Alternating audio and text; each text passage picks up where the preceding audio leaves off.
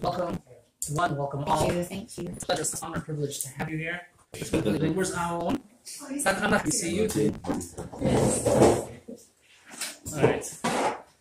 Okay, so I was thinking to myself, where should I take this? I tell the truth. There's been some scheduling challenges for the coming week because the Shoshana is coming on Tuesday night next week. And so I'm originally planning this week, but now it's just up to this obstacle. So the question is, what are we going to do with this? I don't know. Could you please pass me? Yes, absolutely. Thank you very much. I appreciate it. Thank you. You should be benched. So I'm going to try as much as I can into tonight's class. Who's up first? Welcome. All right, Barry, it's nice to have you. Sure, you But is this a co-ed class? No. Yes. We ask It's you, all women, please. can't you see? Yes, you should leave. I like that. No, but it is co-ed, right? Or because I will leave. Yes. If No. What's your there's a Wednesday class. Would you like an escort? I can walk away. No, I can walk. I can make Okay. the car. Rabbi Shoshan's here. But there But is. he Yeah, but has he coffee doesn't inside. Oh, he doesn't count? Yes, But it's a kind of funny question. All right, so I was thinking to myself, what should I do with this? There's a lot of different things I could put inside here. We asked the original question, which is, what are we doing here? So there are many different approaches to take with this. Now, there's one that I found several years back. Chavetz Chaim speaks about this in his Sefer Taras Habayis.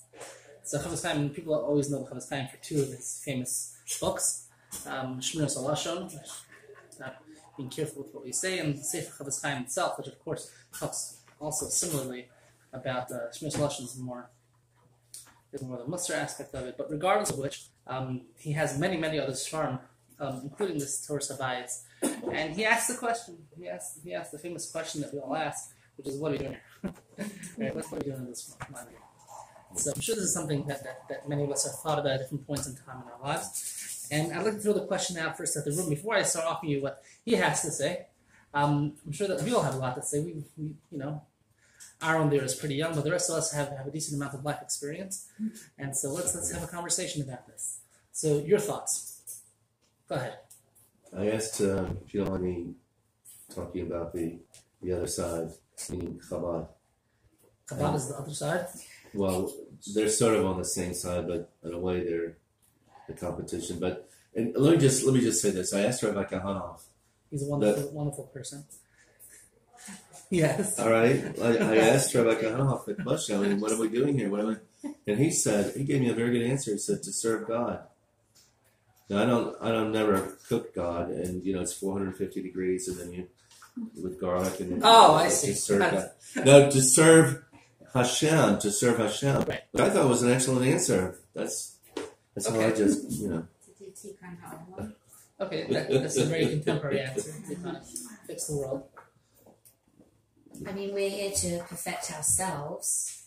When we come to the world, we're quite imperfect, but maybe our aim is to make the world a better place and make ourselves the best that we can be. Yeah. I've had this conversation so many times with students where we ask, the student runs into a disciplinary issue in class, and the student says, well, everybody else was doing it. And the first response always is, I'm not talking to the other students, I'm talking to you. Did you do this? Okay, so let's talk about you. And let's figure out you. Because the reality is that we have to start with ourselves regardless. I mean, there is an entire world, of course, out there. And so long as we're with others constantly to see what they're doing, what they're not doing, we're doing it for ourselves. And this is something that really we spend our entire life with. As Caroline says, the goal is really to fix ourselves. Right? To the degree that we affect those around us as well, that's fantastic. But generally, it comes from the inside out, those types of things. And when we're better people, we by default, we have this energy that gives off others. People are influenced by our actions and by our positive things, by who we are, rather than us trying to directly influence them. Usually, that's much more effective. So that's my thought. Anybody else? What are we doing here? Aaron, why are we here, Aaron? Come on. How did we get here to begin with? Mm-hmm. How did we get here? Can I say something? No. Are you waiting for Aaron? You can say, no, you can say something. I'm putting him on the spot because he's in school all day. So No, so when you say how did we, maybe to continue on, to continue the Masorah, to continue as a Jewish people. I mean, when you say fix yourself, I don't really like the word fix because it's a connotation that we're broken. But maybe we can use a different word, maybe to work on ourselves. perfect ourselves. To perfect ourselves. And by perfecting ourselves, we leave this world a little bit better than how we came in. So whether it be through having great kids or doing work with the community, whatever. So just to work on ourselves and try and make the world a little bit. So you're saying that itself is the working on ourselves, the shlemus, the perfection that we seek for ourselves is really only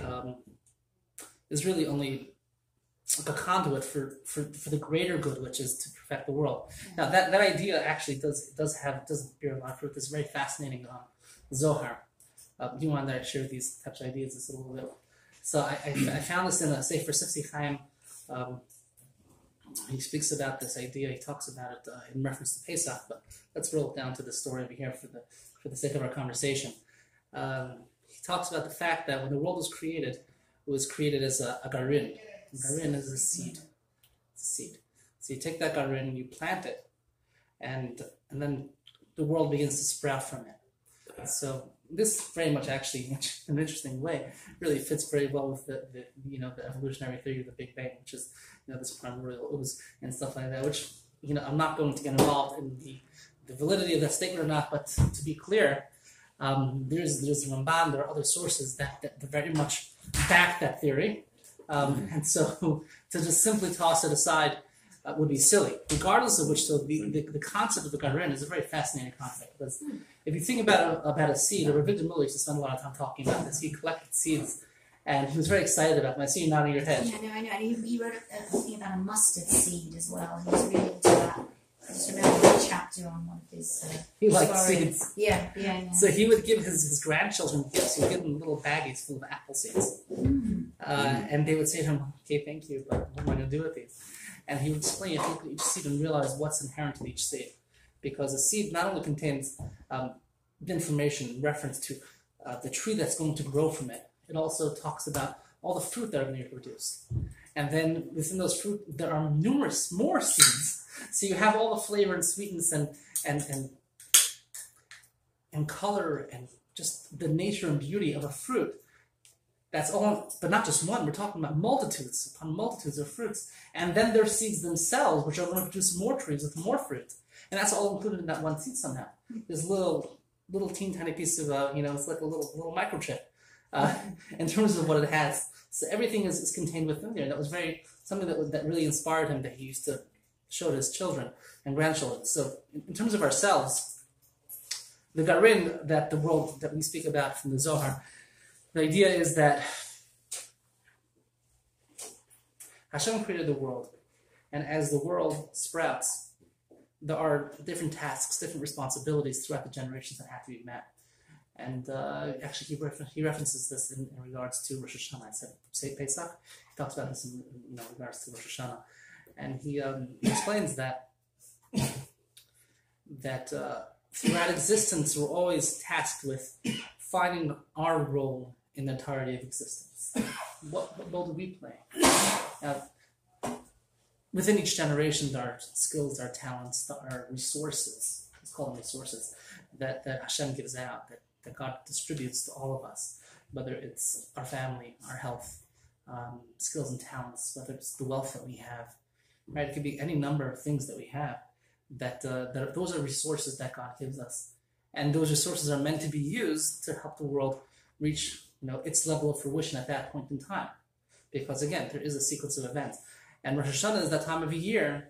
It's that time of the year when Hashem has to take a look at his inventory and his stock and say, well, let's see, what have you done? Have you fulfilled your duties? And if you have fulfilled your duties, fantastic. I'll continue to give you those resources as you need them. If you've done above and beyond, I'll give you even more. Mm-hmm. If, however, you haven't, then there has to be a conversation about this. Perhaps with somebody else who is more capable and will utilize those resources properly, and then Hashem will hand them off to the other person. But going back to what this idea is, regardless of how we view this, that kind of rolls into that context of the bigger picture, where each one of us as an individual is given certain resources, where those resources are. Our job is to utilize those to perfect ourselves, to do the right thing, because we don't have a VM nowadays that we could turn to and say, hey, what am I supposed to be doing with myself? Mm-hmm. And so we kind of just take a look around us and look at our situation and do the best we can with what we're given. But realistically speaking, there is a bigger picture here as well. And that always has to be thought about. Going back to the original question, though, the Chavetz Chaim himself in Torah Sabayis spends a few minutes focusing on this. He says, let's pause for a moment. Let's think about where the soul was before it descended into this world. Right? Where was the soul? Shemayim. It was in Shemayim. It was right there at the Kisei HaKavod, at the throne of glory itself, which is supposedly to be unanimous of Shechina, to be able to benefit from the glory, from the beauty of Hashem's Shechina, of that the holy presence of Hashem apparently it's unparalleled. It's unparalleled to the point where when Chazal described for us the worth of a mitzvah in this world, it's a very fascinating concept. The Bali Musar would break it down into terms that would help us understand it. Bali Musar in general would take ideas and they'd break them down piecemeal until we could try to put it together into this image that we could physically try to imagine with our minds to try to picture this idea. So for example, when it talks about the reward for mitzvahs in this world, it says that it's schar mitzvah b'hai al maleka. It says that schar mitzvah b'hai al maleka, which means literally, just translate, that rewards for mitzvahs in this world, leka, it's impossible. Can't do it. There's no way. There's no way for us to receive reward for mitzvah in this world. Even the smallest possible mitzvah, it's impossible for us to receive any kind of reward for that. Is it reward from Hashem, are you saying? Because we do get a self-reward. That's very, very good. That's very, very good. And I want to talk a little about that today, Yeah. Because I'm going to differentiate between gratifying physical needs and gratifying beyond that. Mm-hmm. And so that'll kind of roll into that, I believe. But from that perspective, though, the Bali Musar they spend a lot of time breaking this down. And we know that there is no reward in this world. So what exactly then is the reward? Why is there no reward? So let's stop for a moment and think about this. This is how they break it down for us. They say, imagine if you could take the entire span of your life up until today, and you could look through those moments and find those moments of pure joy, pure pleasure, pure happiness. Take all those moments and try to concentrate them together into one moment.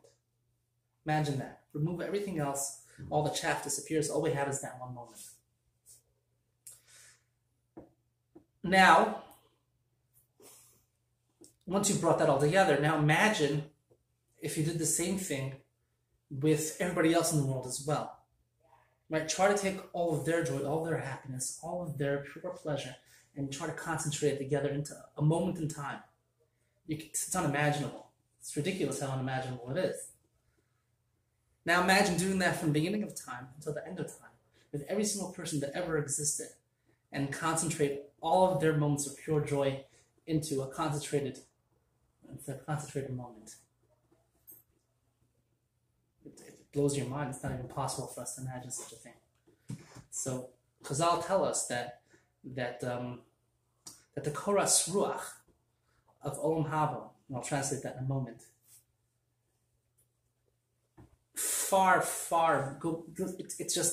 it's greater in every single respect than even that one moment of all the joys of the entire world combined. What is a koras ruach? So again, the Bali Musar try to help us understand. A koras ruach literally means when you get like a whiff. You get a whiff. So if you get, what does it mean, a whiff of Olam Haba? Imagine if you're walking past well, not you, but imagine, actually, the example they give is talking about a poor person who doesn't have anything to eat, who's starving, and hasn't had a decent meal in a long time, walks past a wedding hall, and the smell of the food comes out, and he hears the music, there's the dance, everything is happening, and this fellow walks past, and he catches a whiff of that food, of the rejoicing, of the happiness. And there's a certain amount of joy that he has from that. That's a koras ruach. So if you were to combine all the moments of pleasure in this world into that one finite moment, it would be impossible to encapsulate even a koras ruach of what's waiting for us for the smallest bits in the world to come. That's why it's impossible for us to receive reward for a mitzvah in this world, because this world doesn't contain the resources, the ability to provide us with that sense of reward. Right? We unfortunately, when we step into this world, we lose sight of what real happiness and real joy is, and that becomes part of the challenge of life, is to try to find those areas of real joy and real happiness, because the world continually redefines it for us. Right? If we ask people what happiness and joy is, you get a lot of different answers. Right? I have a feeling we'll come back to one source, but let's see what kind of different answers we get. Now, what would you describe as happiness or joy? Let's just kind of move around the room a little bit. I see I have a couple of men over here hiding in the corner. Hi, guys. Mm-hmm. How would you define happiness and joy? I'm first. Why not? You can handle it. Okay. You're on candid camera. What a moment in my life. So it gives me a break from it now. And also, are you going to define between a physical or a spiritual? So I want to talk about that next. I'm curious to hear how people differentiate, because I have a feeling that a lot of us are going to run back to a similar type of an idea. Yeah. But Okay. Alright. One example is like the first time I ever, and I was not even from yet. I was just learning about Yiddishkeit. I davened Kabbalah's Shabbos at the Kotel. Yeah.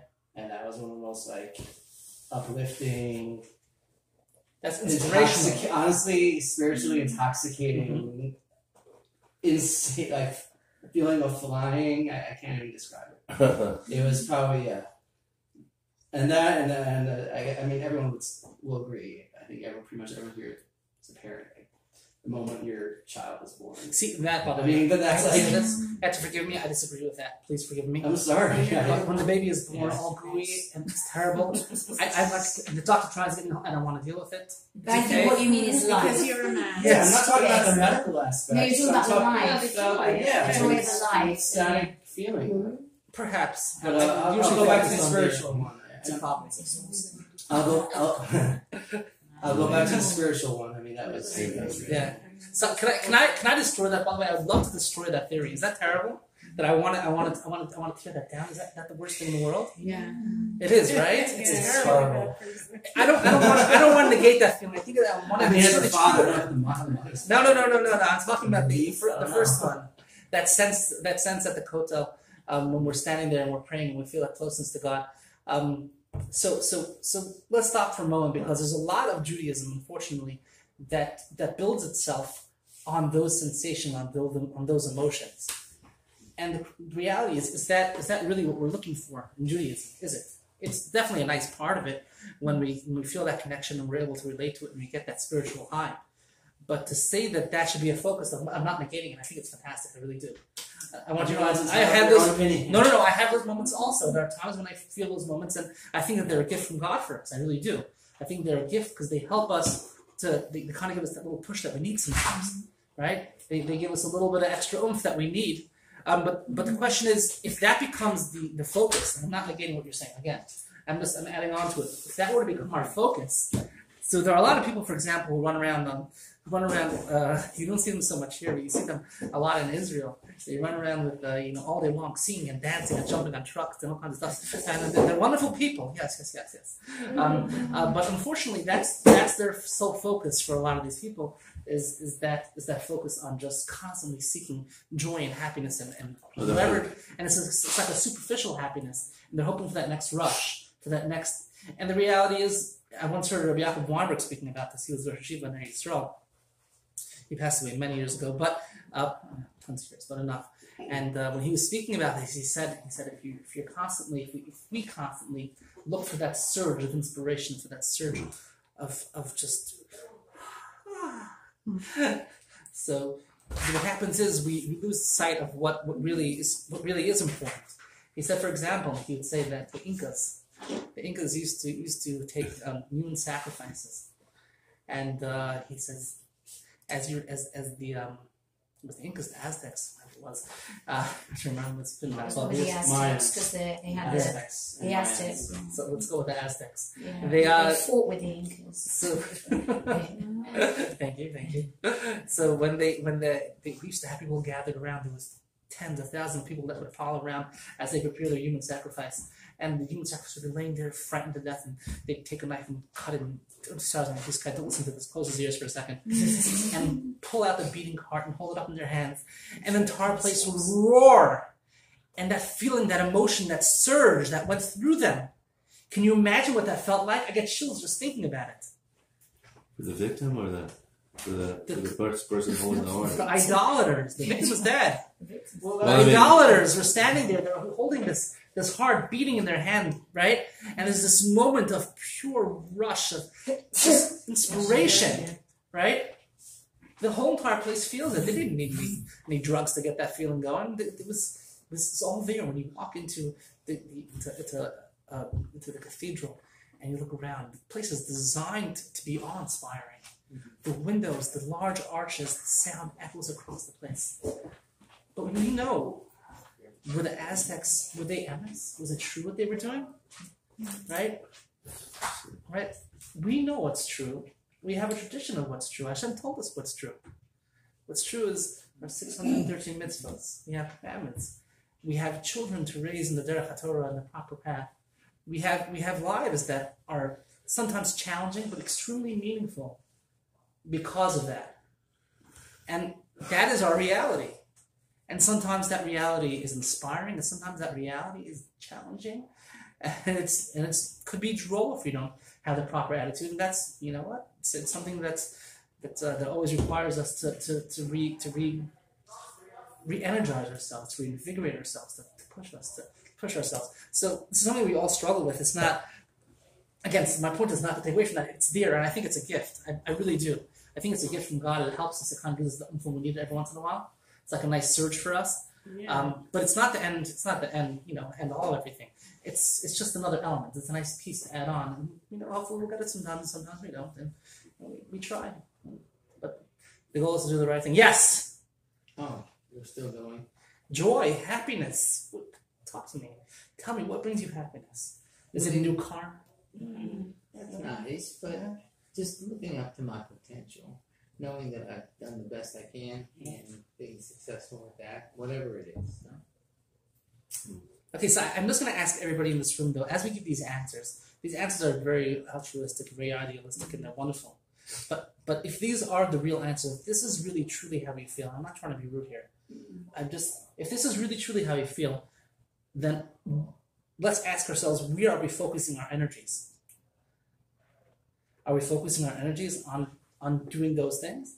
In this case, on meeting the potential, on the prayers at the wall, or whatever those prayers are that inspire us? Is that where we're focusing our energy? Because if we ever want to see, this, by the way, is for any living creature, or even for non-living creatures. The same thing applies for anything you find in existence. You want to know its purpose. Take a look at what it does. Right? So if it's kind of a backwards approach. So, but that's the reality. See what it does, and then you'll kind of figure out its purpose. I think we should make space for Gary on the couch. No. Oh. I feel bad. So are you saying the actions, our actions speak louder than words? I think that's the idea, but I think our actions tell us something about ourselves. Absolutely. Right? So if we really want to know what brings us joy and happiness, let's see what actions we're taking on a regular basis to bring us joy and happiness. When we really want that moment of happiness and joy, what are we doing? Now let's answer the question based on that. What are we doing to bring ourselves happiness and joy? Are we going, and davening, and is that what we're doing, or we're doing other things? I would say doing for others. Right. I really feel doing for others. And you actually spend your day doing that. I do that, yeah. And that brings you a tremendous amount of satisfaction. A lot of satisfaction. Yeah. Yeah. That's me. Yeah. That's my answer. Is that okay? It's a good answer. It's wonderful. There's no wrong answer. There's no wrong answer. I'm not going to bother forcing everybody to answer. I'm just throwing it out there. Does anybody else want to chime in? I'm not here to I'm not going to put you guys on the spot or anything like that. I'm just throwing it out there in general. What do we find? I don't agree with you when you said that. I'm sorry. I might have to throw you out twice now tonight. The frumies the datim, they do get a reward in this world. You said there is no reward. They walk this straight and narrow. I came from the other side. I can tell you, they have fewer problems.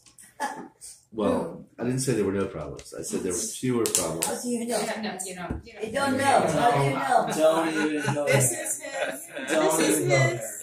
That's your take on it. Let- Is that in New Jersey tonight? Let Barry share his thoughts. Let Barry share his thoughts, please. I haven't gotten up to that level where. Would you like the talking stick? Would that make you happy? No, I just see them as having fewer problems. Say it again. The from people, Datim. datim. Observant, okay. The religious Jews are happier. They're higher. Okay. It's not true. I think they're happier. They're And handle adversity differently than. yeah, they're fulfilled. They have a purpose. I think. Also, because they're observant, there's a framework, and I think when there's a framework, a way to live your life, if it's a Torah observant life, there's less bits and pieces that fall by the way and get messed up, if you like. You have the rules and you have parameters, and parameters are a good thing. Yeah. They're not a restrictive if they're used correctly. Yeah, I can tell you, as an educator, you're probably feeling the same way. As an educator, children thrive They in love an it. environment that's structured. Routine. And you lay out exactly, when you lay out for them and they know exactly what's coming next. I would start every single day in class with a GPS is what I call it. And I laid out, Yeah. this time we're doing this, at this time we're doing that, this time we're doing that. And the students knew it was all prepared for them. If I was even off by a couple of minutes, the kids felt it. And I'd have to let them know in advance. It looks like I'm going to be off by 5 minutes. Let them know before. This way they're okay with it. Because they need to know and be prepared for it. And really, we're not different. We're the same. Right? And you know this because you're dealing with older residents. And they probably kind of roll that routine and it becomes... Can I give you an example also? When my father retired, the he butcher. had, well, he was a meat manufacturer. The meat manufacturer. Anyways, he, in spite of the fact that he had no more work routine, he had his 3 times a day he went to shul. He had a shear. He practically opened up the shul in the morning. So his day was structured around shul. And that, I honestly believe, kept him going, kept him alive for a lot longer. He had his structure. He had his But he has his routine. And that really was very important to him. So it's like from little children all the way up to... Of course, it's great through. It doesn't stop with anybody. So back to Yes. what brings us joy and pleasure. And I'm not disagreeing with you. I'm not disagreeing with your thought. I think that you're going a little more I've never advanced. been on the other side. No. Yeah, I mean, just Well, you have no idea where I've been or where I haven't been, so I will contest that thought. But what I can tell you, though, is that what you're saying is a very deep thought. Mr. Noah Yo, in one of his first pieces actually, about the pursuit of happiness, he speaks about this point that you're making, and he takes it, he follows the trend to take it to the very end, and I think it's a very thoughtful direction that you're taking this. So I'm not disagreeing with you. I'm not. Any other thoughts about happiness? What is the world view of happiness? Forget about ourselves, because when we're put on the spot, we're going to think in the most altruistic way, but let's talk about the people around us. Right? The world that we live in, and we do live in a world that's becoming more and more, as we say in Hebrew, megusham, right? I mean, it's more entrenched in its physical reality. Right? It used to be that the world was more based on values, and there was a code, there was a system. Nowadays, those things seem to fall at the wayside, and it's really just a matter of how much we indulge ourselves. Right? I'd like to make a comment. Please comment away. Okay. So I had the opportunity to live in a foreign country. This was many years ago. I lived in Mexico while I was in medical school. And we have to assume that the average income of the family in Mexico is well below that of the United States. And people in countries such as Mexico basically have less stuff in material goods. One thing I noticed in Mexico compared to the U.S., and when I was in school, I lived in a neighborhood, I lived near families, I was invited to visit from time to time. I saw that even people who had very little, lower middle class, lower class, just seem to have this, we'll call it in French, joie de vivre. that is lacking in this country because we are so materialistic, and people just enjoy their time with each other doing simple things, very simple things. Would you say even the people who had less, or Even people primarily among people who had even less? the people who have less. Yeah, if you got Yes. India and all those things. So I believe what you're saying is true. That the less that we need other things to bring us joy, the less that we depend on Material. all those other elements outside of our requisite needs, the more that we make ourselves vulnerable, and the more that we feel unhappy, right? Because it's a really simple concept. This is really something that Caroline was talking about before. There's what we call physical pleasure, and then there is what we call spiritual pleasure. Okay, so there's also emotional pleasure inside there, but let's not focus on that for now. Physical pleasure and spiritual pleasure play themselves out in very different ways. I think physical pleasure is pretty straightforward. It's generally lasts at most a moment or so. It usually doesn't extend too long. It's a good piece of steak. Sometimes it could be a new car. It could be the newest. Depends on what you are. I'm a bit of a tech geek, so I get excited about technology. So when I go to the store, sometimes just to relax, I'll go to Best Buy and play with new phones and see what they're like. I don't buy them, but I like to I let them know I'm not buying in advance. So this way, I'm not leaving them on. But I get excited about it. Or some of us like music and sound systems, cameras. We each have we have our own things, but we also use that obviously in positive ways as well. And was not knocking it. Each one of us has our thing, and we get our physical pleasure from that. There are times when we could use that for spiritual pleasure also, though. So, for example, let's say music. I enjoy music a lot. Ever since I'm a kid, since I'm 5 years old, I've been playing piano. So, every instrument that I pick up takes me a little time. I play with it and I get excited about it. And then, my point is that's something that I enjoy. But I can also use that, though, to enhance the happiness of others. Whether it's at a family event or whether it's at a community event, it makes no difference. Sometimes I remember when I was going through a very difficult time, after a family incident, and we're rather not talking about in public. I remember sitting there with my guitar and just playing and allowing the emotions to come out through it. And it was a very helpful tool. So physical pleasures don't always have to necessarily be completely physical. They could be used for spiritual as well. Singing itself, for example, is one of those cases where song is a spiritual thing. It is very much a spiritual thing, which is why all the feelings. It has the ability to affect us in a very powerful way, which is why Zemri Yavani, Chazal tell us that music that comes from a place that's not pure. Right? Zemri Yavani literally means Greek music, but the idea was that it's music that comes from an impure source, it affects us in an impure way. Whereas music that comes from a positive source, it will affect us in a positive way. So there are physical joys, which physical joys tend to go very quickly. They're short-lived. Generally, the indulgences in them, if they're beyond our physical needs, in other words, we have a physical need that we have to see to, that physiological necessity is something that we have to see to. If we don't see to it, of course, we're going to suffer. So that's not the point. Right? Hashem didn't put us in the world to suffer in any way. As a matter of fact, He put us in the world to have joy and pleasure. So that's something that we're supposed to take care of. The flip side, though, is the overindulgence stuff, of course, leads to the next, which is where we get ourselves in trouble. And let's not talk about that right now because it makes me uncomfortable. But the spiritual pleasures, which are very fascinating, not all spiritual pleasures are positive. Right? We, by default, assume that, but I remember hearing very fascinating from Victor Miller. He was talking about spiritual pleasures, and classic spiritual pleasures, like we spoke about before. So he mentioned praying to God and feeling that connection. That's a spiritual pleasure. That's not something that you can physically, tangibly feel. Learning Torah is a spiritual pleasure. Can you elaborate why you're comparing that to Aztec? I'm sorry. I can't. Afterwards. I want to go into afterwards. I don't lose this train of thought. But it's a good question. I'll explain to you. Right. It wasn't me. It was Rabbi Yaakov Weinberg who did it. It was very fascinating the way he did it. But I want to focus on this.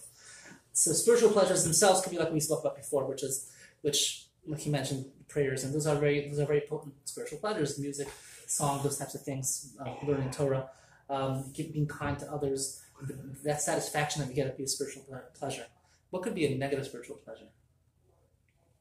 Like the high priest of the Aztec or Incas that you said that pulled out the heart. Gemütlichkeit. Yeah, I think I like to keep it Yiddish. I understand what you're saying. That would be the case. Although that's a false pleasure. But what's a true? I would call it a true negative spiritual pleasure. pleasure. Look at the heart. Look at it's beating. It's beating, you know. So he's getting a high from that, but maybe the people around him are getting high. I wouldn't call it. Yeah, I wouldn't call it a positive. I wouldn't say you just murdered somebody. I'm not sure Hashem would approve it. No, Hashem does not approve of it. We know that for Do you fact. think that one could be maybe over simcha? Maybe at a simcha, if you eat too much and drink too much, Overindulgence. you are the simcha, but you've overdone it.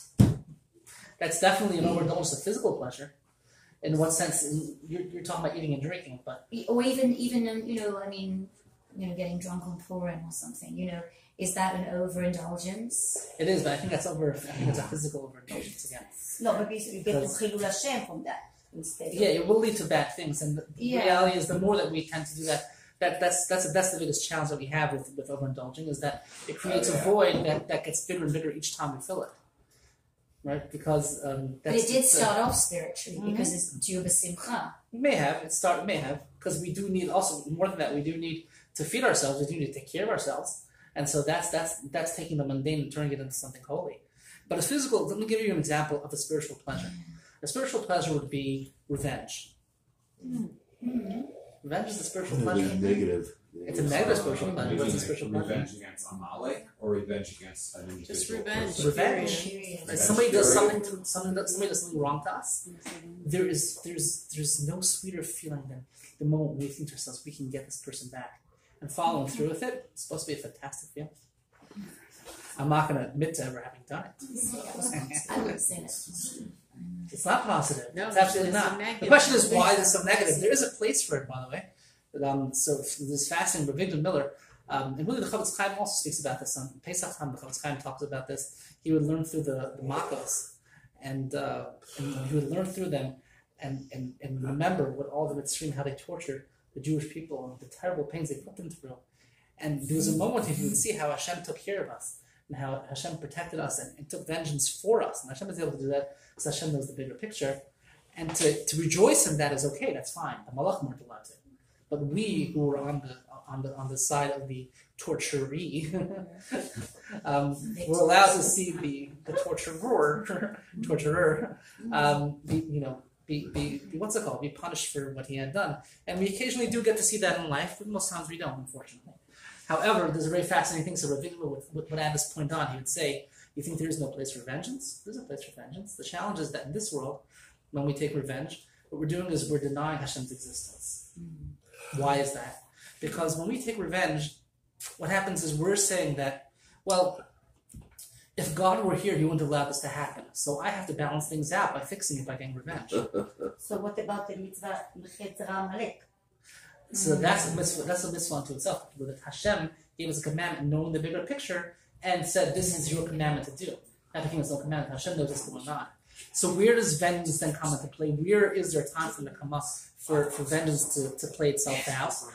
So he said as follows. He said, imagine the 6 million Jews. This is his example, following the Holocaust. He says, imagine they're there in the afterlife, and God says to them, okay, well, I got a bunch of Nazis here, and at that moment, they're what's it called? Hashem shows them the punishment that is done to those Nazis at that point in time. That's a moment of vengeance, which is spiritual joy. It's a valid spiritual joy because the fact that things are unbalanced in this world always affects us. Right? It really does. When things are off kilter, it's very difficult. You see from the youngest age with the smallest children, they have a very hard time with it. When a child sees something that doesn't seem justified, from the youngest age, by default, we are built in intrinsically feeling this sense of imbalance, and it really, really bothers us. Now, as we get older, there's sometimes when it becomes dulled somewhat, but the reality is it stays with us. And when it affects us personally, it really, really bothers us. And the Gedolei Hadar, the sages who invested themselves in Torah rather than in themselves, when they saw imbalances in the world around them, Chil Hashem, in areas of desecrating God and so on, that unbalance, really, we feel that, right? It just depends on where we're invested. So, that's how we're going to feel things. So that's an example of a spiritual pleasure, which in this world is, doesn't have a place. The world to come, it does. Just because the default is we really don't know what's going on. So now let's talk again for a moment. What are we doing here? So the overall sense of pleasure in this world, the overall sense of pleasure in this world really comes from material things. That's the general sense. Obviously, when we're able to step away from that and allow ourselves to enjoy spiritual things around us, that sense of pleasure lasts longer, feels better, and of course, l'fim tzara abra, which means that to the degree that we have to toil for it, to that degree, it's more meaningful for us, and the more we benefit from it. Physical pleasures are easy come, easy go. Spiritual pleasures take work. They take a lot of work. Noah Weinberg used to talk about this a lot. He would spend a lot of time figuring. He's actually a brother of Rabbi Weinberg, the one with the Aztecs that I got civil upset with me on before. But he would speak about this a lot. The fact that our world is built for pleasure, we're designed for pleasure, right? So it's if we think in terms of that, that's the whole point. So then, what are we doing here to begin with? How did we get here? If we came from the Kisya Kavod, if we were in the most pleasurable place in the world, we were not a koras ruach. We didn't enjoy the waft of ear that passes by. We were actually there, next to the Kisya Kavod, in Hashem's presence. Why did Hashem take us and throw us into this world? And this world is the exact opposite of everything spiritual, right? Spirituality and physicality, it's like fire and water. They don't live together. It's impossible. The fact that we say every single day in L'chai Neshama, that's one of the tremendous miracles that Hashem did, is that He somehow took the spiritual essence, which is on Neshama, and shoved it into this physical body that makes no sense. It doesn't belong inside there. Somehow He makes them coexist. It's very, very, that's what we say in L'chai Neshama every single day. So, if that's the case, why did God do that to us? There must have been a higher purpose. There must have been a reason. If we were so happy, we were so wonderful, and everything was great, I was kind of asked the question, why do you do that to us? Why do you take us away from that? Why do you put us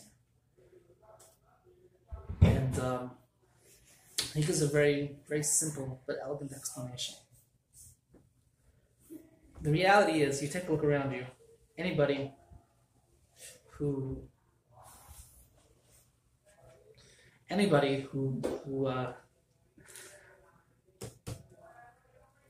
has everything that they want. Take a look at people, unfortunately, who come from, and I say this unfortunately in a very real sense, who come from very wealthy families, and they didn't work a day in their lives. The problems that they have, the drug problems, the problems that they run into with the law, depression, all the medications they're on, and what else. It's rampant. If you take a look around you, it's unfortunately, you find it much more with those who have means than those who don't. Not to say that there aren't those on the other end of the spectrum who struggle, of course, but the proportion of people in that situation, they feel that sense of emptiness. What does that sense of emptiness come from? It comes from not accomplishing. The reality is Hashem created us like Himself. Hashem created us in His image, like I started last week. He created us in His image, and He wants us to follow in His ways. What did Hashem do? Hashem created a world of kindness. Hashem just gives to us and gives to us constantly. Right? He continually gives and gives and gives. Every moment that we breathe, every moment that we're in existence, it's a conscious thought and part of Hashem, if we could use that word, for us to be here. It's not like if Hashem just stopped thinking for a moment, we would continue on. That's a foreign concept to us. We are consciously willed into existence at every single moment. So, Hashem created a world that very much shows what Hashem's qualities are. The qualities of giving, the qualities of doing, the qualities of accomplishing. And for us, who come from that source, our source is the Shekhinah, is Hashem's presence itself. We come from that place. We are built the exact same way. We are literally a piece of Hashem. We are created in the tzur of Hashem. We're created in the form of Hashem. So we feel the same way. Our sensations are the same way. Our growth is the same way. Our completion, our shlemut, our ability to grow is the exact same thing. And so if we lived in an environment where everything were handed to us, if we just stayed there at the Kisya Kavod, We call it namad chsufa. That's the bread of embarrassment. It's a life of emptiness. It's an eternity of emptiness.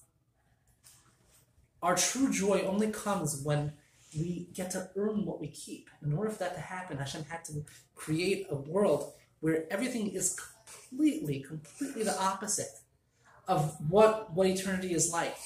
It has to be diametrically opposed in every single sense. So this way, every moment that we're here, there's a struggle so that we can earn our keep in the world to come. Because when we're done with this world, then we get to really enjoy the fact that we're up there, that we're there next to Hashem. We actually earned it. It wasn't handed to us. It wasn't something that was just given to us.